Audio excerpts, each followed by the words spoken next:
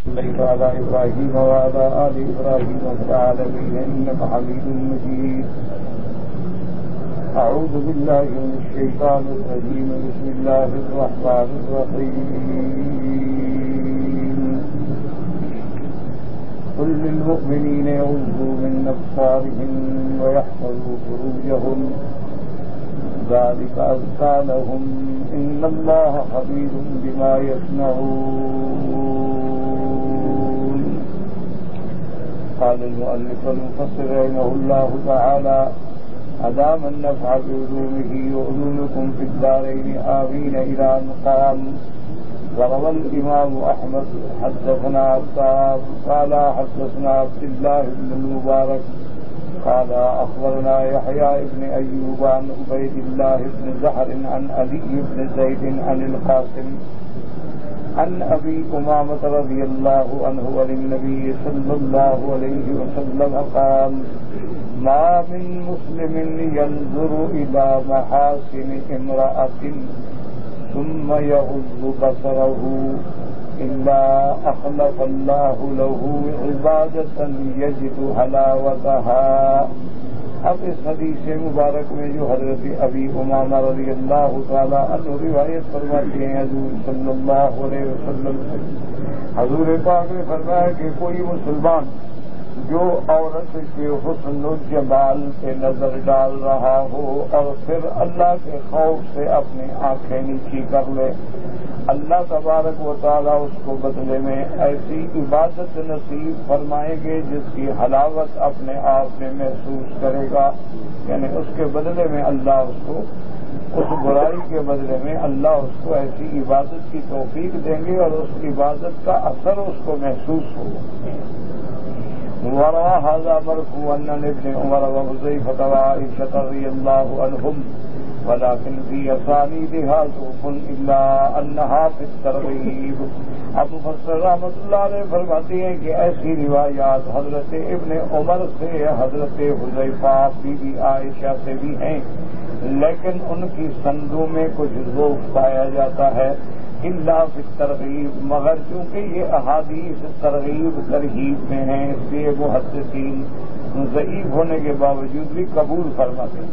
ومثلہ یتسامح فیہ، جو آیات جو حدیث ترغیب میں ہوں یا ترہیب میں، اس میں محدثین چشم پوشی فرماتے ہیں، یعنی اس کی سند کو زیادہ نہیں وہ کوئیتے ہیں کہ مقصد تو ترغیب ہے یا اللہ کا خوف دلانا. وفي الطبراني من طريق عبد الله بن يزيد عن علي بن يزيد عن القاسم عن النبي أمامة مرفوعا لتبغضن أبصاركم ولتحفظن فروجكم ولتقيمن وجوهكم أو لتكشفن وجوهكم. حضرت ابی امامہ سے مرفوعاً حضور صلی اللہ علیہ وسلم سے روایت ہے، آپ نے فرمایا کہ یا تو تم اپنی آنکھوں کو نیچے کرو، اپنے شرمگاہوں کی حفاظت کرو، اپنے چہروں کو اللہ کے آگے سیدھا کرو، ورنہ اللہ تمہارے چہروں کو بگاڑ دیں گے، بدل دیں گے. کیونکہ خسوف اور کسوف جاتا ہے یعنی سیاہ ہو جانا، خسوف میں جیسے چاند سیاہ ہو جاتا ہے تو اس کے اثرات گناہوں کے ایسے ہوتے ہیں، اللہ معاف فرمائے کہ پھر اس کی وجہ سے سیاہی آ جاتی. جیسے صحیح حدیث مبارک میں ہے کہ جب بندہ گناہ کرتا ہے اس کے دل پہ ایک نقطہ سیاہ لگ جاتا ہے، اور جب دوسرا کرتا ہے پھر دوسرا نقطہ، حتیٰ یسود قلبہ، پھر اس کا دل پورے کا پورا سیاہ ہو جاتا ہے. اور جب دل سیاہ ہو جائے پھر اس کو برائی معلوم ہی نہیں ہوتی کہ میں برا کر رہا ہوں، میں گندا کام کر رہا ہوں، اس کو محسوس بھی نہیں. تو اسی طرح حضور نے فرمایا کہ اپنی آنکھوں کو جھکاؤ، اپنے شرمگاہوں کی حفاظت کرو، ورنہ اللہ تمہارے چہروں کو کہیں سیاہ نہ کر سکے. وقال الطبراني حدثنا احمد بن زهير التستري قال قرانا على محمد بن عبد بن عمر الضرير المقري حدثنا يحيى بن ابي بكير قال حدثنا ابراهيم بن سفيان عبد الرحمن بن اسحاق عن القاسم بن عبد الرحمن نبي عبد الله بن مسعود رضي الله تعالى عنه قال قال رسول الله صلى الله عليه وسلم إن النظر سهم من سهام ابلیس مسموم من ترکہ مخافتی ابدلتہ ایمانا یجد حلاوتها فی قلبہ۔ اس حدیث مبارک میں حضرت عبداللہ بن مسعود سے روایت ہے کہ حضور پاک نے فرمایا یہ نظر جو ہے یہ تیر ہے، زہریلا تیر شیطان کے تیروں میں سے، کیونکہ ساری بربادی تو اسی نظر سے ہوتی ہے کہ انسان کی نظر پڑی انسان فتنے میں مبتلا ہو، تو جب نظر محفوظ ہوگی تو دل خود بخود محفوظ۔ آپ نے فرمایا کہ جس شخص نے اس نظر کو چھوڑ دیا اللہ کے ڈر سے، اللہ اس کو ایسی ایمان کی حلاوت نصیب فرمائیں گے جس کا اثر وہ محسوس کرے گا۔ تو اس لیے حکم ہے کہ اپنے نظروں کی حفاظت کرو۔ بہت سارے اولیاء اللہ نے اپنی کتابوں میں لکھا ہے کہ جو بندہ صحیح معنی میں حلاوت ایمان، حلاوت عبادت اور استجابت دعا، یعنی ایمان میں بھی حلاوت ہو، عبادت میں بھی لذت ہو اور دعائیں بھی منظور ہوں، اگر یہ چاہتا ہے تو انہوں نے فرمایا کہ اس کا آسان حل یہ ہے کہ سب سے پہلے تو توبہ کرے،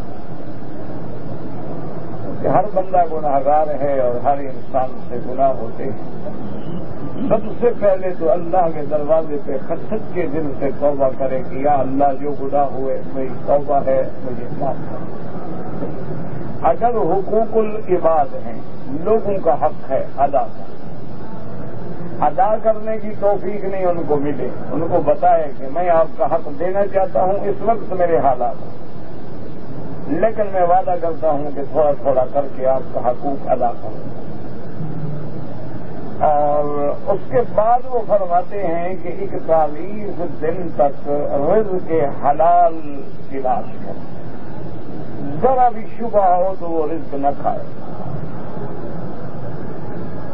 ہم نے اپنے بزرگوں کو دیکھا، بڑے بڑے جلسے ہوتے، کانفرنسیں ہوتی، تو ان کی تھیلے میں چنے پڑے ہوتے تھے، کبھی علیحدہ بیٹھ کے بس چنے کھائے، گلاس پانی کا پی لیا، بس روٹی ہو گئی۔ ان کو ذرا شبہ ہو جاتا کہ یہ کھانا صحیح نہیں ہے، بس نہیں کھاتا۔ اب فرماتے ہیں رزق حلال تلاش، اور 41 دن تک اپنے نظروں کی ایسے حفاظت کرے کہ کسی غیر محرم عورت پہ، کسی بیریش لڑکے پہ بری نظر نہ پڑے۔ وہ فرماتے ہیں ان چیزوں کا 41 دن تک اپنے اوپر کنٹرول کر لے، اور اس کے بعد پھر وہ دیکھے کہ کیا اس کو ایمان اور عبادت کی لذت اور اس کی دعاؤں میں اثر آتا ہے کہ نہیں۔ یہی وجہ تھی نا، دیکھو کہ صحابہ ہاتھ اٹھاتے دعائیں منظور ہو جاتی، تابعین ہاتھ اٹھاتے دعائیں منظور ہو جاتی، بڑے بڑے اولیاء اللہ جو تھے اللہ کے آگے بھیک مانگتے فوراً درخواست قبول ہو جاتی۔ آج ہم ہزاروں نہیں لاکھوں مانگتے ہیں لیکن اثر نہیں ہوتا۔ تو یہ معنی تو نہیں نا کہ اللہ کی رحمت میں کوئی کمی آ گئی ہے، اللہ کی رحمت تو اب بھی اتنا وسیع ہے کہ ساری کائنات کے ذرے ذرے کو ڈھانپ لے، اس کی رحمت میں پھر بھی کمی نہیں آئی۔ اصل وجہ جو ہے وہ یہ ہے کہ اب رزق کے حلال پہ توجہ نہیں ہے، حقوق العباد کا کوئی خوف نہیں رہا۔ یعنی وہ بندہ اپنے آپ کو بڑا ولی سمجھنے لگ جاتا ہے جو نماز پڑھ لے، زنا نہ کرے، شراب نہ پیے، وہ سمجھتا ہے بس میں ولی ہوں۔ اللہ کے بندے نماز فرض ہے، اس کا چھوڑنا تو کفر ہے۔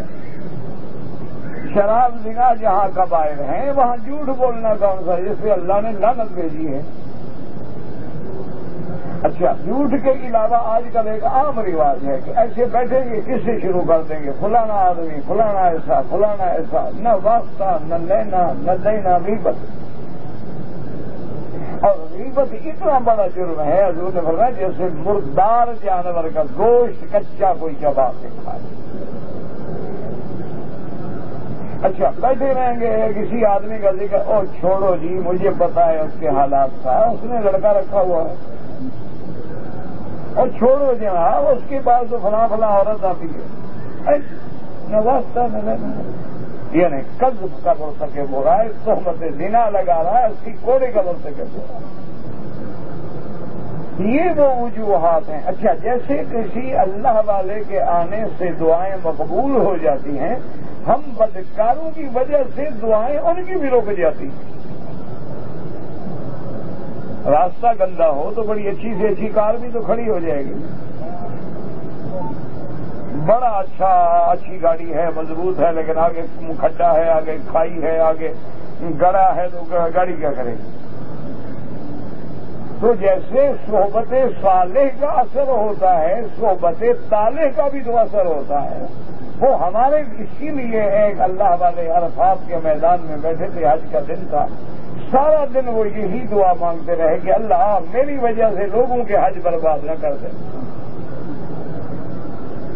میں تیرا گناہ گار بندہ ہوں، میں تو بد کردار ہوں، لیکن میرا عذاب لوگوں پر تو نہ جائے گا، وہ بھی محروم جائیں۔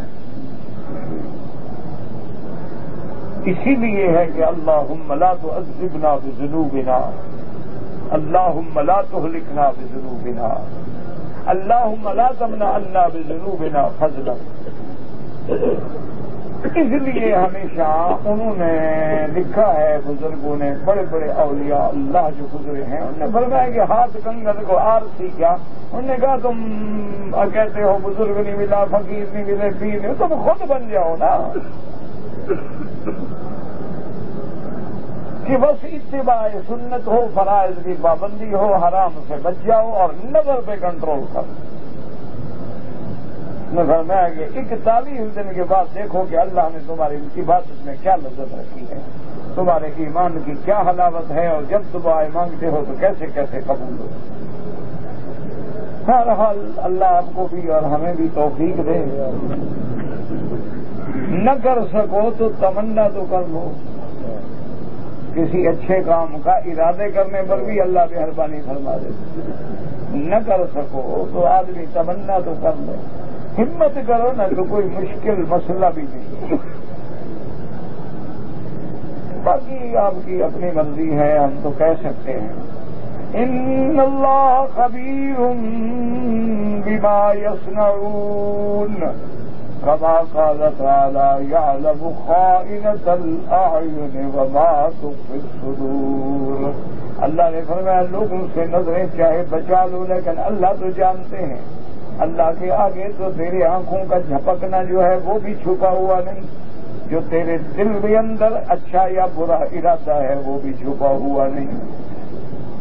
وفي الصحيح عن ابي هريره رضي الله تعالى عنه قال رسول الله صلى الله عليه وسلم كتب على ابن آدم حظه من الزنا أدرك ذلك لا محالة۔ جو اللہ کی تقدیر فیصلہ کر چکے وہ نکلتا، لیکن یاد رکھو اللہ فیصلہ تب کرتے ہیں جب وہ بندہ اس چیز کا مستحق ہوتا ہے، ورنہ اللہ کبھی ظلم نہیں فرماتے۔ فرمایا بدن العینین النظر، آنکھوں کا زنا یہ ہے کہ تم غیر محرم عورت پہ نظر ڈالو، اس کی تعریفیں کرو، اس کے چہرے کے، زلفوں کی، آنکھوں کی، یہ تمہاری آنکھوں کا زنا ہے۔ وزن اللسان النطق، اور تیری زبان کا زنا یہ ہے کہ تم غیر محرم عورت سے باتیں کرو۔ وزن الاذنین الاستماع، اور تیرے کانوں کا زنا یہ ہے کہ تم غیر محرم کے گانے سنو، میٹھی میٹھی باتیں سنو۔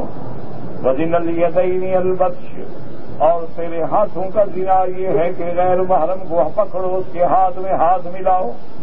وزن الرجلین الخطا، اور تیرے پاؤں کا زنا یہ ہے کہ تم کسی غیر محرم کی طرف چل کے جاؤ۔ والنفس تمنی وتشتہی، اور تیرا نفس جو ہے وہ تمنا کرتا ہے، خواہش کرتا ہے کہ اب اس سے میرے ناجائز تعلق ہو جائیں۔ والفرج یصدق ذلک ویکذبہ، اور اس کے بعد اگر زنا ہو گیا تو فرج نے اس کو پورا کر دیا، یہ زنا تو نہ ہو سکا، لیکن باقی بات جو آنکھیں، ہاتھ، پاؤں، ان کا زنا تو ہو گیا کہ جب تم چل کے جا رہے ہو تو پاؤں زنا کر رہے ہیں، بول رہے ہو تو تمہاری زبان زنا کر رہی ہے۔ ہاتھ ملا رہے ہو تمہارے ہاتھ زنا کر رہے، اور دیکھ رہے ہو تو تمہاری آنکھیں زنا کر رہی۔ رواہ البخاری تعلیقا ومسلم مسندا من وجہ آخر بنحو ما ذکر وقد قال كثير من السلف انهم كانوا ينهون ان يحط الرجل نظره الى الامرد۔ اس لیے فرماتے ہیں کہ بہت سارے بزرگ اسلاف صالحین میں سے منع فرماتے تھے کہ کسی پیریش لڑکے کو بھی غور سے نہ دیکھا کرو۔ ہاں اچانک نظر پڑ گئی طالب علم پڑھ رہا ہے، لیکن یہ نہیں کہ دیکھ رہا ہے کہ خوبصورت ہے لڑکا۔ وقد شدد كثير من ائمة الصوفیة في ذلك، اور صوفی حضرات اس معاملے میں بہت سختی کرتے تھے، بہت تشدید کرتے تھے کہ لڑکوں کا فتنہ زیادہ خطرناک ہے۔ وحرمه طائفة من اهل العلم لما فيه من الافتتان وشدد آخرون في ذلك كثيرا جدا، اور بہت سارے اہل علم فرماتے ہیں کہ امرد پہ یعنی بیریش لڑکے پہ نظر ڈالنا بھی حرام ہے، لیکن یاد رکھو اگر نظر شہوت، استاد ہے اس کے دل میں اللہ معاف کرے کو برا ارادہ ہی نہیں، اگر بچے پڑھ رہے ہیں سامنے بیٹھے ہیں دیکھ رہا ہے، اصل مقصد وہی ہوتا ہے کہ دلوں کے بھید اللہ جانتا ہے کہ تم اس کو بری نظر سے دیکھ رہے ہو یا صالح نظر سے دیکھ رہے ہو۔ لیکن بری نظر سے بچنے کا علاج بھی تو یہی ہے کہ آدمی بچے، صالح نظر سے بھی نہ دیکھے، جب دیکھے گا نہیں تو بچ جائے گا، اور دیکھے گا تو کسی وقت دل میں شیطان فتنہ ڈال سکتا ہے۔ وقال ابن ابي الدنيا حدثنا ابو سعيد المدني قال حدثنا عمر بن سعد المازني قال حدثني عمر بن محمد بن صعبان عن صفوان بن سليم عن ابي هريره رضي الله عنه قال قال رسول الله صلى الله عليه وسلم كل عين باكية يوم القيامة إلا عينا قضت عن محارم الله وعين صارت في سبيل الله وعين يخرج منها مثل راس الذباب من خشية الله عز وجل۔ حضرت ابی ہریرہ رضی اللہ تعالیٰ عنہ سے روایت ہے کہ میرے محبوب رحمت دو عالم سیدنا محمد مصطفیٰ صلی اللہ علیہ وسلم نے فرمایا کہ قیامت والے دن ہر آنکھ رو رہی ہوگی اللہ کے عذاب کے ڈر سے، مگر وہ آنکھیں جنہوں نے اللہ کے ڈر سے کسی غیر محرم پہ نظر نہیں ڈالی ان کو اللہ اس دن خوشی نصیب فرمائے۔ اور اسی طرح وہ آنکھ جو اللہ کے راستے میں جہاد کے راستے میں جاگتی رہی، پہرا دیتی رہی، اور اسی طرح وہ آنکھ جس سے آنکھ سے آنسو گر جائیں اللہ کے خوف سے، قیامت میں اللہ ان کو پھر وہ خوشیاں نصیب فرمائیں گے، ورنہ ہر حال جو ہے، ہر آنکھ جو ہے وہ رونے والی ہوگی جب قیامت والے دن۔ اسی لیے قرآن پاک نے بھی فرمایا وجوہ یومئذ مسفرۃ ضاحکۃ مستبشرہ ووجوہ یومئذ علیہا غبرہ ترہقہا قترہ اولئک هم الکفرۃ الفجرہ۔ وقل للمؤمنات يغضضن من أبصارهن ويحفظن فروجهن ولا يبدين زينتهن إلا ما ظهر منها وليضربن بخمرهن على جيوبهن ولا يبدين زينتهن إلا لبعولتهن أو آبائهن أو آباء بعولتهن أو أبنائهن أو أبناء بعولتهن أو إخوانهن أو بني إخوانهن أو بني أخواتهن أو نسائهن أو ما ملكت أيمانهن أو التابعين غير أولي الإربة من الرجال أو الطفل الذين لم يظهروا على عورات النساء ولا يضربن بأرجلهن ليعلم ما يخفين من زينتهن وتوبوا إلى الله جميعا أيها المؤمنون لعلكم تفلحون۔ هذا أمر من الله تعالى للنساء المؤمنات وغيرة منه لأزواجهن عباده المؤمنين وتمييزا لهن عن صفة نساء الجاهلية وفئات المشركات۔ جیسے اللہ نے مومنوں کو حکم دیا کہ اپنی نظروں کو نیچے رکھو، اللہ اب مومن عورتوں کو بھی حکم دیتے ہیں کہ تم بھی اپنے خاوند کی غیرت کا خیال رکھو، تم بھی اپنے خاوند کی عزت کا خیال رکھو اور اپنے نظروں کو جھکاؤ تاکہ تمہارے درمیان اور جاہلیت کے عورت کے درمیان میں کو پتہ لگے کہ یہ مومنہ ہے یہ کافرہ ہے۔ اگر تم بھی انہی کی طرف ہو جاؤ، وہ جین پہنے تم بھی جین پہنو، وہ اسکرٹ پہنے تم بھی اسکرٹ پہنو، وہ ڈسکو میں جائیں تم بھی ڈسکو میں جاؤ، وہ جناب واک کریں اور تم بھی واک کرو، وہ فیشن پریڈ کریں اور تم بھی فیشن پریڈ کرو، تو پھر کافر اس عورت میں یا مسلمان عورت میں فرق کس بات کا؟ وقال سبب نزول هذه الآية ما ذكره مقاتل بن حيان قال بلغنا والله أعلم کہ یہ آیت نازل جو ہوئی اس کا شان نزول کیا ہے؟ ان جابر بن عبد الله الانصاري حدث ان اسماء بنت مرصد كانت في محل لها في بني حارثة فجعل النساء يدخلن عليها غير مستذرات فيبدو ما في أرجلهن من الخلاخل وتبدو صدورهن وذوائبهن فقالت اسماء ما أكبر هذا فأنزل الله عز وجل وقل للمؤمنات يغضضن من أبصارهن۔ ابو بصر رحمۃ اللہ علیہ فرماتی ہیں کہ حضرت بی بی اسماء بنت مرصد اپنے گھر میں ہوتی تھی بنی حارثہ میں، ان کو جو اس دور میں عورتیں ملنے کے لیے آتی تو وہ کوئی ایسا لباس اوپر چادر اوڑھ کے نہیں آتی تھی، کھلی ہوئی ہیں اور پاؤں کے زیور بھی نظر آ رہے ہیں، سینہ بھی نظر آ رہا ہے اور بال بھی کھلے ہوئے ہیں، تو بی بی اسماء کو بڑا دکھ ہوا۔ انہوں نے فرمایا ماں اکبر ہے، اس سے کیا اور بری بات ہوگی کہ بال کھلے ہیں، سینہ کھلا ہے، پاؤں کھلے ہیں، یہ کیا عورتیں ہیں؟ تو اللہ تبارک و تعالیٰ نے حکم جاری فرما دیا کہ خبردار کوئی عورت ایسی حرکت نہ کرے۔ وَقَوْلُهُ وَقُلْ لِلْمُؤْمِنَاتِ يَغْضُضْنَ مِنْ أَبْصَارِهِنَّ أي ما حرم الله عليهن من النظر إلى غير أزواجهن۔ اللہ نے فرمایا اس کا معنی یہ ہے کہ کوئی عورت کسی غیر محرم مرد پہ نظر ہی نہ ڈالے، اگر پڑ جائے تو نظر نیچے کر دے، ورنہ اصل حکم کا منشا ہی یہ ہے، یہ تو نہیں کہ دیکھتے رہو اور پھر جھکاتے رہو، دیکھتے رہو معنی یہ ہوتا ہے کہ غیر محرم پہ نظر نہ ڈالو، اور اگر اتفاقاً پڑ جائے تو پھر آنکھیں نیچے کر دو۔ ہاں اپنے شوہر پہ عورت جو ہے نظر ڈالے، دیکھے، وہ اس کو دیکھے، وہ تو اچھی بات۔ ولہذا ذهب كثير من العلماء إلى أنه لا يجوز للمرأة النظر إلى الرجال الأجانب بشهوة ولا بغير شهوة أصلا۔ تب اسی لیے بعض علماء فرماتے ہیں کہ عورت کو غیر محرم مرد پہ قطعا نظر نہ ڈالے، چاہے شہوت ہو، برا ارادہ ہو یا نہ ہو، پھر بھی نہ ڈالے۔ واحتج كثير منهم بما رواه أبو داود والترمذي من حديث الزهري النبهان مولى أم سلمة أنه حدثه أن أم سلمة حدثته أنها كانت عند رسول الله صلى الله عليه وسلم وميمونة قالت فبينما نحن عنده أقبل ابن أم مكتوم فدخل عليه وذلك بعدما أمرنا بالحجاب۔ اسی لیے بہت سارے علماء نے اس حدیث سے استدلال کیا ہے،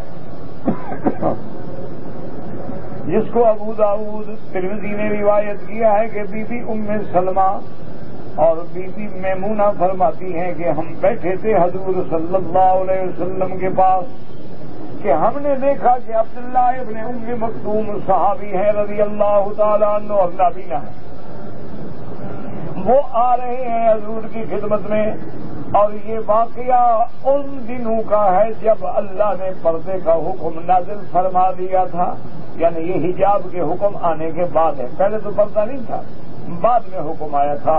جب بی بی زینب بنت جحش کا نکاح ہوا تو اسی دن آیت حجاب نازل ہوئی۔ فقال رسول اللہ صلی اللہ علیہ وسلم احتجبا منہ، حضور نے فرمایا پردہ کرو۔ فقلت یا رسول اللہ لیس هو اعمی لا یبصرنا ولا یعرفنا۔ بی بی کہتی ہے میں نے عرض کیا یا رسول اللہ کیا وہ نابینا نہیں ہے؟ وہ تو نہ دیکھ سکتا ہے نہ ہمیں پہچانتا ہے، وہ تو نابینا ہے بیچارہ، اس سے کیا پردہ؟ فقال رسول اللہ ابا اما یابانی انتما حضور نے فرمایا اچھا وہ تو نابینا ہے، تم دونوں بھی اندھی ہو، تم بھی نابینا ہو، تم تو دیکھ رہی ہو نا، پردہ کرو نہ وہ دیکھے گا تم دیکھو۔ الستما تبصرانہ، تو کیا تم نہیں دیکھو گی؟ ثم قال الترمذی ھذا حدیث حسن صحیح، یہ حدیث صحیح درجے پر۔ وذهب آخرون من العلماء إلى جواز نظرهن إلى الأجانب بغير شهوة كما ثبت في الصحيح أن رسول الله صلى الله عليه وسلم جعل ينظر إلى الحبشة وهم يلعبون بهوابهم يوم العيد في المسجد، وعائشة أم المؤمنين تنظر إليهم من ورائه ويسترها منهم حتى ملت ورجعت۔ اور بعض علماء فرماتے ہیں کہ اگر عورت کی نظر غیر محرم پہ پڑے لیکن بری نظر نہ ہو، شہوت نہ ہو، بالکل صاف دل سے اور کوئی مجبوری سے، تو کہتے ہیں کوئی حرج نہیں۔ انہوں نے استدلال کیا ہے اس حدیث سے جو صحیح حدیث مبارک ہے کہ حضور صلی اللہ علیہ وسلم دیکھ رہے تھے بعد حبشہ کے لڑکے تھے جو اپنے نیزوں سے کھیل رہے تھے عید کے دن۔ عید کے دن وہ آپس میں کھیل رہے تھے، نیزے وغیرہ استعمال کر رہے تھے، تو حضور بھی دیکھ رہے تھے۔ بی بی عائشہ فرماتی ہے میں حضور کے پیچھے آ کے کھڑی ہو گئی اور حضور کے کندھے مبارک پہ اپنا تھوڑی رکھ لی اور میں دیکھتی رہی، کافی دیر دیکھتی رہی۔ حضور بھی کھڑے رہے جب تک کہ میں خود میرا دل بھر گیا اور میں واپس لوٹی تو پھر حضور صلی اللہ علیہ وسلم ہٹے۔ تو اس لیے بعض علماء استدلال کرتے ہیں کہ جب بی بی عائشہ دیکھ سکتی ہے، حضور نے منع بھی نہیں فرمایا اور پھر حضور کھڑے بھی رہے اتنی دیر، تو اس سے معلوم ہوا کہ بغیر شہوت کے اگر عورت دیکھے تو کوئی حرج نہیں۔ لیکن مسئلہ سمجھیں، اب ایک حدیث میں آیا کہ نابینے کو بھی نہ دیکھو، حالانکہ وہاں بھی کوئی شہوت کی بات ہی نہیں ہے۔ اچھا ایک روایت میں آیا کہ بی بی عائشہ نے دیکھا، تو اب علماء نے ان دونوں حدیثوں کو جمع کیا کہ اگر خوف ہو فتنے کا پھر تو نہ دیکھو، اگر خوف فتنے کا نہیں ہے، الحمدللہ امن ہے، سکون ہے، ویسی بات نہیں ہے، تو وہاں دیکھنا بغیر شہوت کے جائے۔ اگر فتنے کا خوف ہے تو پھر شہوت سے بھی نہ دیکھو اور بغیر شہوت کے بھی نہ دیکھو۔ اور آج کل جو حال ہے اس میں تو آدمی جتنا دور رہے تبھی بچ سکتا، ورنہ بچنا جو ہے نا جی وہ نہ بالکل محال ہے، الا من حفظہ اللہ، اگر اللہ حفاظت فرما کے بچا لیں تو بچا لیں، ورنہ عورت اتنا بڑا فتنہ ہے کہ اس میں صرف دولت والے نہیں، بڑے بڑے علم والے، بڑے بڑے تقوی والے لوگ بھی بہہ گئے، یہ ایسا فتنہ ہے۔ ہاں مگر اللہ بچا لے تو بچا لے۔ وَقَوْلُهُ تَبَارَكَ وَتَعَالَى وَيَحْفَظْنَ فُرُوجَهُنَّ، اپنی شرم گاہوں کو تھامتی رہیں، کیا مانا؟ گناہوں سے بچیں، فواحش سے بچیں، زنا سے بچیں۔ وَقَالَ قَتَادَةُ وَسُفْيَانُ مَا لَا يَحِلُّ لَهُنَّ، جس چیز کو اللہ نے حرام کیا، زنا حرام ہے، لواطت حرام ہے، عورت کا عورت سے استحاضہ کرنا جو ہے حرام ہے، ان سب چیزوں سے بچیں۔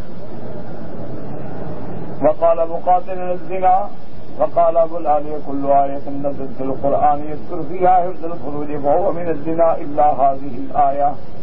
ابو بکر رحمۃ اللہ علیہ فرماتے ہیں کہ جہاں جہاں بھی حفظ فرج کا حکم ہے، معنی ہی یہ ہے کہ زنا سے بچیں، مگر اس آیت میں اللہ نے حکم دیا وَيَحْفَظْنَ فُرُوجَهُنَّ، یعنی اپنی نظر کو بھی نیچے رکھیں، اپنی شرمگاہوں کو بھی تھام کے رکھیں، یعنی لا یراہا احد، کیا معنی؟ یعنی ان کو کوئی نہ دیکھے۔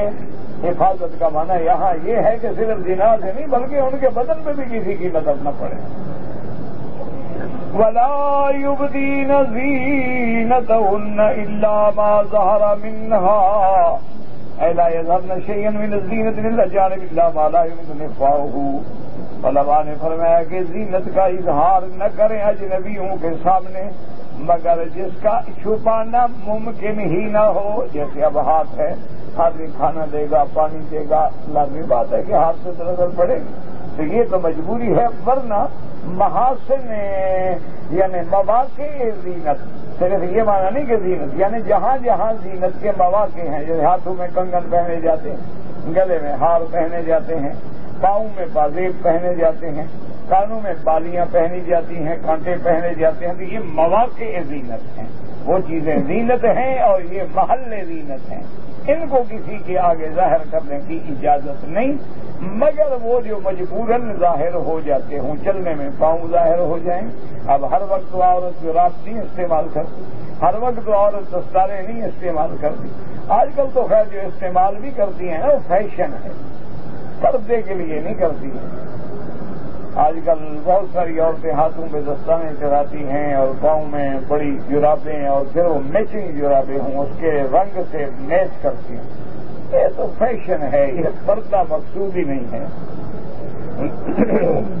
قال ابن مسعود کالرداء والثياب، حضرت عبداللہ بن مسعود فرماتے ہیں کہ زینت کا معنی یہ ہے کہ جو اوپر چادر اوڑھی ہوئی ہے یا کپڑے پہنے ہوئے ہیں وہ تو آخر نظر آئیں گے نا، کیا برقع اوڑھا ہوا ہے تو برقعے پر تو نظر پڑے گی نا۔ آج کل تو انہوں نے برقعے کو بھی زینت بنا دیا، 10,000 ہزار کا برقع ہے، اس میں موتی جڑے ہوتے ہیں اور فیشن بنے ہوتے ہیں، سلائی ہے، کڑھائی ہے کہ ہر حال میں بندہ دیکھے کہ کیسا خوبصورت ہے۔ والثياب يعني ما كان يتعاطاه نساء العرب من المقنعات التي تجلل ثيابها وما يبدو من نصافذ الثياب، جیسی عورتیں اوپر سے مکنہ اوڑھ لیتی تھی، اور لیکن کبھی کبھی کپڑے جو ہے اس کے نیچے سے پاؤں بھی ظاہر ہو جاتا ہے، یہ مجبوری والی بات۔ فلا حرج عليها فيه لأن هذا لا يمكن إخفاؤه ونذيره في زي النساء ما يظهر من نزارها وما لا يمكن إخفاؤه۔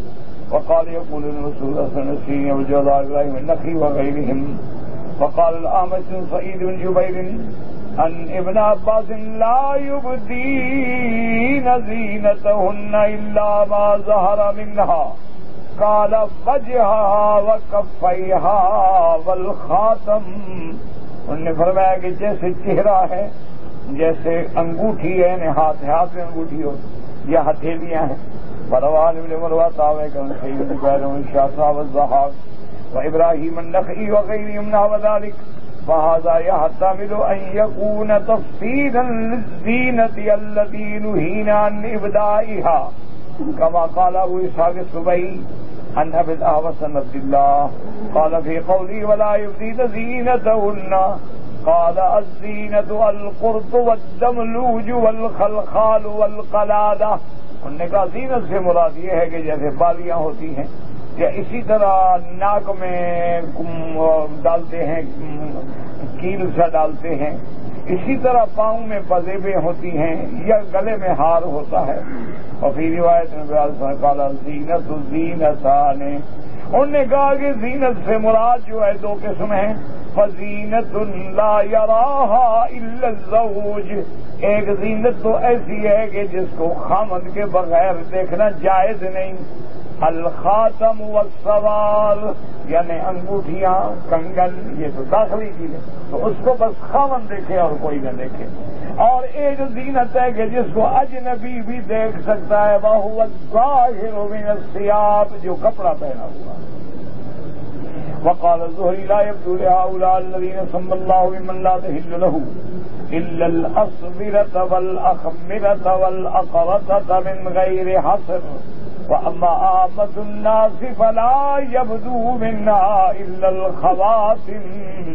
اب مفسر رحمۃ اللہ علیہ فرماتے ہیں کہ جن کا ذکر اللہ نے قرآن میں فرمایا ہے ان کے آگے جو ہے وہ ظاہر نہیں کر سکتی مگر یعنی ہاتھ یا اوپر کی چنری، یا اس کے بعد اس کے کانوں میں کوئی چیز پہنی ہوئی ہے، بغیر کو اگر عام لوگ ہیں تو ان پر یہ بھی ظاہر نہ کریں، ہاں اگر ہاتھ کھل جائے تو اس میں کوئی حرج نہیں ہے، واللہ اعلم۔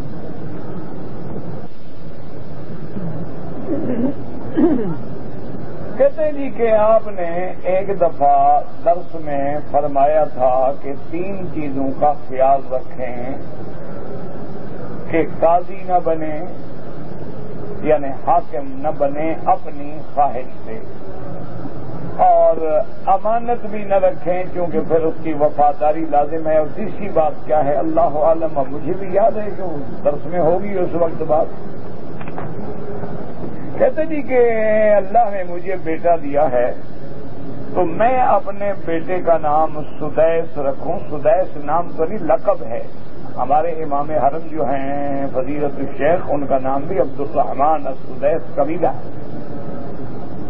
تو باقی کہتے ہیں جی اس کا ترجمہ جو ہے یاد رکھیں، جب کوئی چیز نام بن جائے تو اس کا ترجمہ ہوتا ہی۔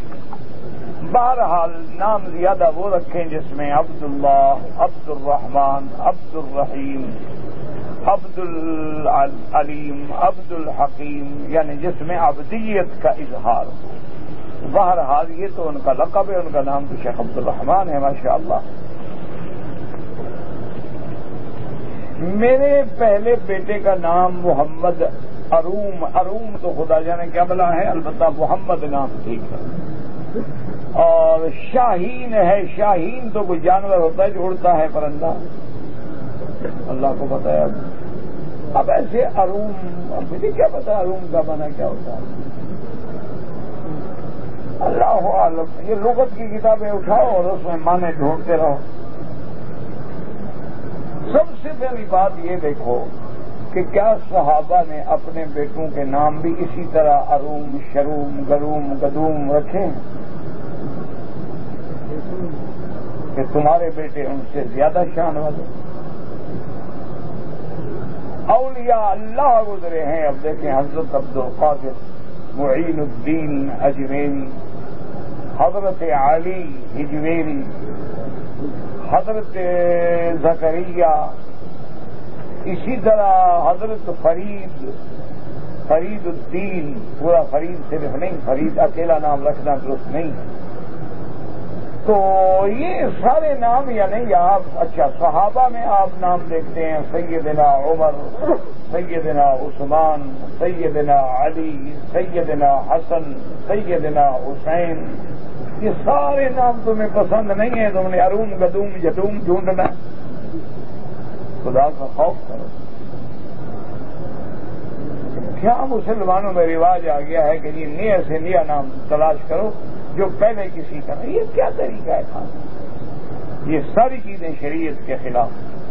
ہمارے پاس انبیاء کے نام ہیں، 25 پیغمبروں کے نام قرآن میں موجود ہیں، حضرت ایوب ہیں، حضرت زکریا ہیں، حضرت ادریس ہیں، حضرت یحییٰ ہیں، حضرت ابراہیم ہیں، حضرت اسماعیل ہیں۔ یہ سارے انبیاء کے نام بھی تمہیں پسند نہیں، حضور کے صحابہ کے بھی پسند نہیں، تو خدا کے لیے مجھے بات کر دو، مجھ سے نہ پوچھا کرو۔ کوئی خوف خدا کرو۔ اس طرح تو سارے سیدنا حسین کا ماتم کرتے ہو، نام رکھنے کے لیے تکلیف ہوتی ہے تمہیں۔ یعنی حضور نے اپنی بیٹی، اپنے نواسوں کے نام ایمان سے کہے، میرے مدنی سے بھی کوئی اچھا نام رکھنے والا دنیا میں پیدا ہوا ہے؟ حضور تو رکھیں حسن، حضور تو رکھیں حسین، حضور تو بیٹیوں کے نام رکھیں زینب، رقیہ، ام کلثوم، فاطمہ، اور تم رکھو مونالیزا، ڈیانا، شیطانہ، مرجانہ، ہرمانہ۔ کیا خدا کا خوف کرو، کم از کم پھر علماء سے تو نہ پوچھا کرو نا، کسی اہل علم سے نہ پوچھا کرو، اپنے جیسے کسی بد دماغ سے پوچھا کرو۔ ایک آدمی سارا دن قرآن پڑھائے اور نام تمہیں بتائے شیطانی، آخر اللہ کو کوئی وہ بھی جواب دے گا کہ نہیں دے گا؟ تو اس کو معاف کر دو، تمہیں شوق ہے، پھر سارے فلم ایکٹریسوں کی ایک فہرست منگوا لو، کسی فلم ایکٹر کے نام پہ رکھ دو۔ میری بیوی بیمار رہتی ہے، رمضان میں وہ ایام کی وجہ سے جو روزے نہیں رکھ سکی، میں اس کا شوہر ہوں، کیا میں وہ روزے رکھ سکتا ہوں؟ میرا بھائی بات یہ ہے کہ اگر ایام آ رہے ہیں، ان دنوں میں روزہ نہیں رکھا، قضا ضرور۔ اب تمہیں یہ پتا ہے کہ یہ ہمیشہ بیمار رہے گی، کبھی ٹھیک نہیں ہوگی۔ جب ٹھیک ہو جائے، مہینے بعد، 2 مہینے بعد، 3 مہینے بعد علاج کراؤ، جب ٹھیک ہو جائے ایک روزہ کر کے اپنا قضا کرے۔ اگر خدا نہ کرے ایسی بیماری کہ جس میں ٹھیک ہونے کی امید ہی نہیں ہے اور وہ خود بھی روزہ رکھنے کے قابل نہیں ہے، تو پھر اس کی طرف سے تمہیں روزے رکھنے کی کوئی ضرورت نہیں، فدیہ ادا کر دو، طعام و مسکین، ایک آدمی کا کھانا صبح و شام کا، یا اس کے پیسے اندازہ کر لو بھی ایک آدمی ایک وقت میں 10 ریال کا کھانا کھائے مثال کے طور پر، 2 اگست میں بھی 20 کا کھائے گا، اتنے پیسے دے دو، صدقہ کر دو، خیرات کر دو۔ اگر یعنی اس کی بیماری سے ٹھیک ہونے کی کوئی امید نہ ہو، اگر امید ہے انشاءاللہ بھی 15 دن بعد، مہینے بعد، 2 مہینے میں ٹھیک ہو جائے گی، تو جب ٹھیک ہو جائے ایک ایک روزہ کر کے قضا کر، ایک روزہ رکھ لیا 2 دن نہ رکھا، پھر ایک رکھ لیا 4 دن نہ رکھا، تکلیف بھی نہیں ہوگی اور روزے بھی قضا ہو جائے۔ کہتے جی کہ میں اپنی جائیداد جو ہے اپنی زندگی میں تقسیم کرنا چاہتا ہوں، میرے بیٹے بھی ہیں بیٹیاں بھی ہیں، اس کا آسان حل یہ ہے کہ تم ایک کاغذ پہ اپنے لکھو کہ میں، میری بیوی، بیٹے، بیٹیاں، بھائی، ماں، بہن، سب تفصیل لکھ کے کسی مدرسے میں مفتی کے پاس جاؤ، وہ تمہیں علم میراث کے مطابق سب کے حصے بنا دیں گے، اور یہ حصے لکھنے کے بعد وصیت کر کے گواہ بنا کے کسی کے پاس جمع کرا دو، اپنی زندگی میں جائیداد بچوں کو دے دو گے تو انشاءاللہ تم گھر کے باہر ہوگے۔ یہ تجربہ بھی کر کے دیکھ لو، تم ہمدردی کر کے دیکھ لو بچوں کے ساتھ، اور تیری زندگی میں اگر کوئی گڑبڑ ہوئی تو بیچ کے کھا جائیں گے۔ تم وصیت نامہ لکھو، شریعت کے میراث کے مطابق گواہ بناؤ، کسی صحیح بندے کے پاس امانت رکھ دو کہ جب میں مر جاؤں یہ میری وصیت ہے، یہ میراث کا حکم ہے، یہ شریعت کا حکم، اس کے مطابق جائیداد تقسیم کر دوں، بس تیری زندگی میں مسئلہ بھی حل ہو گیا، بعد میں کوئی لڑے گا بھی نہیں۔ جب تک زندہ رہو کم از کم اپنا کنٹرول رکھو، ورنہ آج کل الا ماشاء اللہ اولاد کو جس دن جائیداد دے دو گے نا تو اس کے بعد انشاءاللہ تم اپنا ٹھکانہ پہلے دور کہیں ڈھونڈ لو، پھر بعد میں جو تکلیف ہو تو پہلے تیاری کر لو نا۔ اہل مکہ والوں کو احرام باندھ کے مسجد عائشہ اگر کوئی عمرہ کرنا چاہے ایسے کیوں جائے؟ اگر اہل مکہ نے کبھی عمرہ کرنا ہو تو لازم ان کو ہل میں جانا ہوگا۔ اب ہل سے مراد کیا ہے؟ مسجد عائشہ جائیں، جیرانہ جائیں، عرفات جائیں، کہیں جائیں۔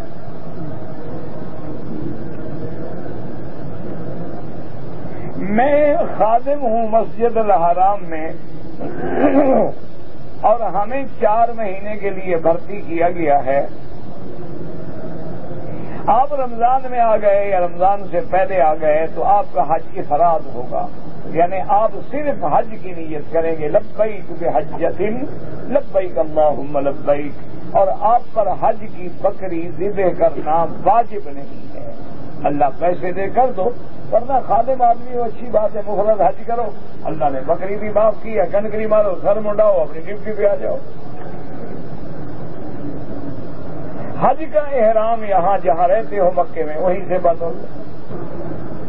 کہتے جی کہ 2 نفل برائے حاجات یعنی مشکلات کو حل کرنے کے لیے میں پڑھتا تھا نماز کے بعد، اب یہاں موقع ملتا ہے پہلے پڑھ لوں، پہلے پڑھو بعد میں پڑھو، تو نفل ہے نا، جب موقع ملے پڑھو، لیکن نفل اس وقت پڑھی جاتی ہے جب سنتیں پڑھ لو، تو سنتوں کے بجائے نفل پڑھتے رہو تو پھر اس میں ثواب کم ہے، نفل سنت پڑھو، جیسے عشاء سے پہلے 4 سنتیں پڑھ سکتے ہو، 4 نہ پڑھو 2 سنتیں پڑھ سکتے ہو۔ اب نفل پڑھنی ہے تو وہ بعد میں فارغ ہو کے پڑھتے رہیں، جب فرض پڑھ لو، واجب پڑھ لو، سنتیں پڑھ لو، پھر جتنا مرضی آئے نفل پڑھو۔ کہتے جی کہ ایک بیوہ یا طلاق شدہ عورت کو حیض آتا ہے مگر بچہ پیدا کرنے کی خاصیت نہیں رکھتی، اس کے لیے عدت ضروری ہے۔ جب حیض آ رہا ہے عدت کیوں ضروری نہیں؟ یہ کیا مانا ہے؟ اگر حیض بند بھی ہو گیا ہو تب بھی عدت ضروری ہے۔ کہتے جی کہ یہاں میں نے دیکھا ہے بہت سارے لوگ ان اوقات میں جو مکروہ اوقات ہیں اس میں بھی نفل پڑھتے رہتے ہیں۔ میرا بھائی چونکہ یہاں ہر ائمہ کے اتباع کرنے والے لوگ آتے ہیں، حنفی بھی ہیں، شافعی بھی ہیں، مالکی بھی ہیں، حنبلی بھی ہیں، تو بعض ائمہ کے نزدیک اللہ کے حرم میں کوئی جب چاہے طواف کرے 2 رکعت پڑھے، وہ بھی کہتے ہیں ضرورت ہو، ایسے نہیں کہ ضرورت بھی نہ ہو اور مکروہ وقت میں نماز پڑھتا رہے، یہ کوئی بھی نہیں کہتا۔ اسی طرح سورج نکلتے ہوئے سورج عین سر پہ ہے، عصر کے بعد سورج کے ڈوبنے کے وقت میں احناف کے نزدیک نہیں پڑھنی چاہیے۔ باقی ائمہ کے نزدیک اگر اجازت ہے، وہ بھی یہ اجازت ہے کہ ایک آدمی آیا ہے، اس نے طواف کر لیا عصر کے بعد، وہ کہتے ہیں پڑھ لیں، کیونکہ طواف کے 2 رکعت پڑھنے ہیں لہٰذا ضرورت پیش آ گئی تو جائے۔ یہ نہیں ہے کہ ویسے آگے بیٹھا ہوا ہے ویسے پڑھتا رہے نہیں، وہ بھی اس بات کی اجازت نہیں دیتے۔ پتہ نہیں آپ نے کیا لکھا ہے کہ میں نے بہت سارے عمرے بھی کیے، طواف بھی کیے، ہر 5ویں یا 6ٹھے چکر پر میں حتیم میں نفل کیا کرتا تھا، یعنی ٹوٹل 7 چکر پورا کرتا تھا۔ کیسے پورا کرتے تھے؟ اگر تم نے ہمیشہ 6 چکر کیے ہیں طواف ہوا ہی نہیں، 5 کیے ہیں ہوا ہی نہیں، 5 کے بعد تم نے 2 نفلیں شروع کر دی ہیں، وہ بھی ناجائز ہے، پہلے طواف پورا کرو بعد میں نفل پڑھو۔ یہ تو بہت بڑی غلطی ہے، آئندہ ایسا نہ کریں ورنہ عمرے بھی برباد اور طواف بھی برباد۔ کہتے جی کہ کوشش کریں کہ حرم شریف میں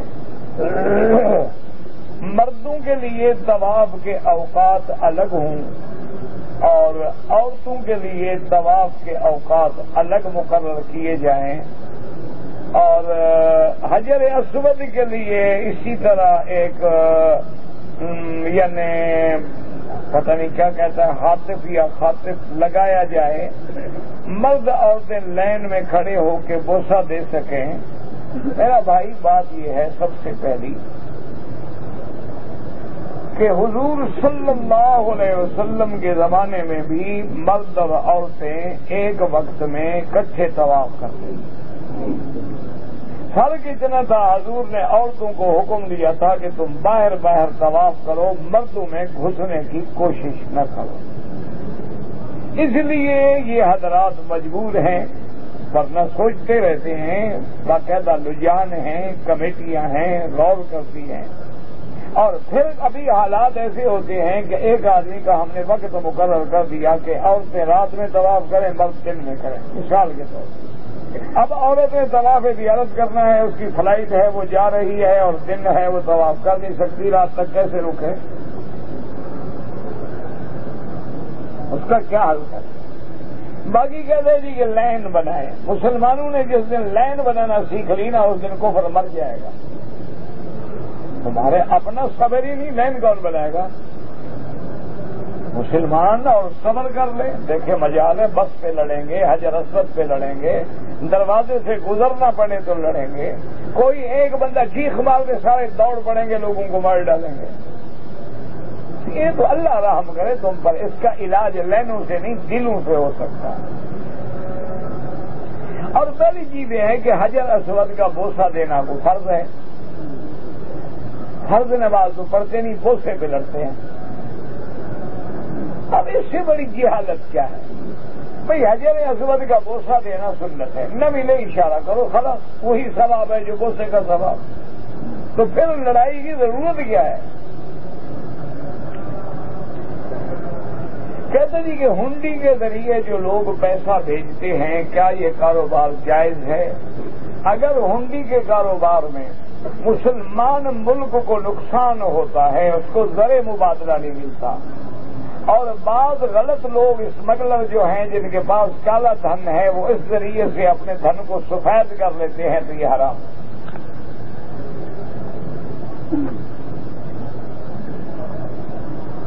کہتے جی کہ ایک شخص صبح کی نماز کے لیے وضو کر کے حرم پہنچا، 2 رکعت سنت پڑھ لی لیکن ہوا خارج ہو گئی، تو کیا اب فرض نماز بغیر وضو کے پڑھ سکتا ہے؟ یعنی سنت وضو کے ساتھ فرض بغیر وضو؟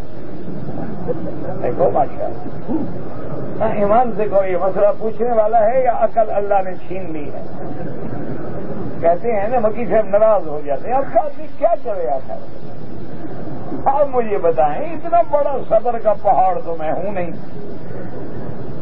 اللہ کے بندے وضو ٹوٹ گیا، سیدھی بات ہے وضو کرو۔ اگر ایک آدمی مکے میں رہنے والا ہے، کسی کام کی وجہ سے ریاض کیا اور عمرے کی نیت نہیں کی، انشاءاللہ دم نہیں پڑے گا، لیکن امام ابو حنیفہ رحمۃ اللہ علیہ کا مسلک اس میں بڑا سخت ہے۔ وہ فرماتے ہیں کام ہو یا کچھ ہو، جب بھی میقات پہ آئے احرام باندھ۔ کہتے جی کہ میں مکہ مکرمہ سے رہنے والا ہوں، لیکن میں گیا تھا مدینہ پاک، میں نے اعتکاف کیا مسجد نبوی شریف میں، عید کی نماز پڑھی اور پھر مجھے جدے کام تھا، میں جدے چلا گیا اور جدے سے میں واپس پھر کام وغیرہ سے فارغ ہو کے مکے آ گیا، احرام نہیں باندھا۔ ٹھیک ہے، آپ کی نیت ہی جدہ تھی، مکہ نہیں تھی۔ کہتے جی کہ میں مکے میں رہنے والا ہوں، میں اپنا حج کر چکا ہوں، میری والدہ فوت ہو گئی ہیں، میں اپنی والدہ کی طرف سے حج بدل کرنا چاہتا ہوں، تو کیا ان دنوں مجھے عمرہ کرنا پڑے گا؟ بالکل نہیں، آپ کوئی عمرہ نہ کریں، اور 8 ذی الحج کو انشاءاللہ حج افراد کا احرام باندھیں اور ہر کام میں نیت اپنی والدہ کے لیے کریں۔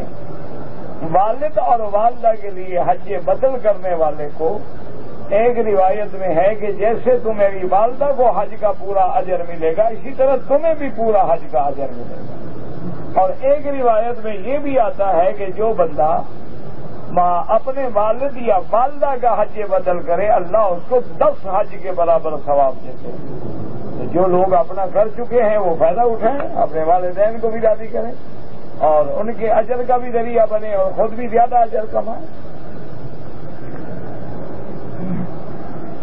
کہتے تھے کہ مسجد عائشہ سے بعض مرد حضرات بھی احرام باندھتے ہیں۔ حضور پاک کی کسی حدیث مبارک میں ہم نے یہ نہیں پڑھا کہ آپ نے حکم دیا ہو کہ بیوی عائشہ صرف تمہارے لیے ہے، کوئی مرد نہیں باندھ سکتا۔ حالانکہ بعض روایات میں عبداللہ ابن عمر کا اور عبداللہ ابن زبیر کا عمرہ کرنا بھی ثابت ہے۔ کہتے جی کہ عورت اگر مسجد میں آ کر جماعت کے ساتھ نماز پڑھے تو جائز ہے، افضل یہ ہے کہ اپنے گھروں میں پڑھیں، لیکن اگر آئے تو ادب سے، احترام سے، حجاب سے، پردے سے، تو پھر حضور کی ایک حدیث مبارک بھی ہے کہ لا تمنعوا اماء اللہ عن بیوت اللہ، اللہ کے بندیوں کو اللہ کے گھر میں آنے سے مت روکا کرو، لیکن اگر فیشن کر کے آئیں تو پھر آنے میں گناہ ہے۔ سادہ کپڑوں میں، سادہ لباس میں، عزت کے ساتھ، حشمت کے ساتھ، وقار کے ساتھ، نظر نیچے ہو، مقصد اللہ کے گھر میں آ کے جماعت کا اجر لینا ہو، تو اس لیے اس کا مسجد میں آنا بھی جائز ہے۔ واللہ اعلم۔ اللهم صل على سيدنا محمد وعلى آل سيدنا محمد وبارك وسلم۔ یا اللہ یا رحمان یا رحیم یا حی یا قیوم یا ذا الجلال والاکرام، یا الہنا الہ کل شیء الہا واحدا لا الہ الا انت، اللهم انت الميسر لكل اسير وانت على كل شيء قدير، یا لطیف الطف بنا في تيسير كل اسير فان تيسير كل اسير عليك يسير، اللهم يسر امورنا وامور اولادنا واخواننا وبناتنا وامور المسلمين۔ دل سے دعا کریں کہ اللہ زلزلہ زدگان کی مدد فرما، یا اللہ جو فوت ہو گئے ہیں ان کے درجات بلند فرما، ان کے پسماندگان کو صبر جمیل عطا فرما، جو زندہ ہیں ان کی جان مال آبرو عزت کی حفاظت فرما، یا اللہ اپنے بندوں کو عذاب سے بچا لے، یا اللہ اپنے عذاب رفع فرما، یا اللہ اپنے عذاب رفع فرما، یا اللہ جو مدد کر رہے ہیں ان کو زیادہ سے زیادہ مدد کرنے کی توفیق عطا فرما، یا اللہ ان کے مسائل آسان فرما دے، مدد کے لیے رحمت کے راستے کھول دے، یا اللہ بیماروں کو شفا عطا فرما، بے حیاؤں کو حیا عطا فرما، بے دینوں کو دین عطا فرما، بے اولادوں کو اولاد عطا فرما، جن کی اولادیں ہیں ان کو صالح بنا، قرۃ عین بنا، جن کے گھروں میں بیٹیاں ہیں ان کے رشتے آسان فرما، یا اللہ ہم کسی امتحان سے قابل نہیں۔ یا اللہ ہم ضعیف ہیں، عاجز ہیں، گناہ گار ہیں، اپنے گناہوں کا اقرار کرتے ہیں، رحمت کے فیصلے فرما، رحمت کا فیصلہ فرما۔ یا اللہ عالم اسلام کی عزت کا فیصلہ فرما، عالم اسلام کے غلبے کا فیصلہ فرما۔ یا اللہ کفر اور ان کی قوتوں کو ہمیشہ کے لیے نیست و نابود فرما دے۔ اللہم انا نعوذ بک من جہد البلاء ودرک الشقاء وسوء القضاء وشماتة الأعداء۔ اللهم استرنا بسترك الجميل، اللهم استرنا بسترك الجميل، اللهم استر عوراتنا، آمن روعاتنا، خفف لوعاتنا، اللهم احفظ سائر بلاد المسلمين وهذا البلد الأمين واجعلها آمنا مطمئنا سخاء رخاء إلى يوم الدين برحمتك يا أرحم الراحمين۔ یا الہ العالمین، جن دوستوں نے دعاؤں کے لیے کہا ہے، خط لکھا ہے، فون کیا ہے، پیغام بھیجا ہے، سب کی حاجتیں پوری فرما۔ یا اللہ جنہوں نے نہیں بھی کہا ان کی بھی حاجتیں پوری فرما۔ یا اللہ اپنے دروازے پہ آنے والوں کو محروم نہ فرما۔ یا اللہ ہمیں اپنے دروازے سے مایوس نہ فرما۔ یا الہ العالمین، یا اللہ تمام دینی جماعتوں کی، دینی اداروں کی، مساجد کی، مدارس کی حفاظت فرما۔ یا اللہ جہاں جہاں بھی دین کے اجتماع ہیں مدد فرما، نصرت فرما، حفاظت فرما، ہر شر سے محفوظ فرما۔ ربنا تقبل منا انك انت السميع العليم وتب علينا انك انت التواب الرحيم، وصلى الله تعالى على خير خلقه سيدنا محمد وعلى آله وصحبه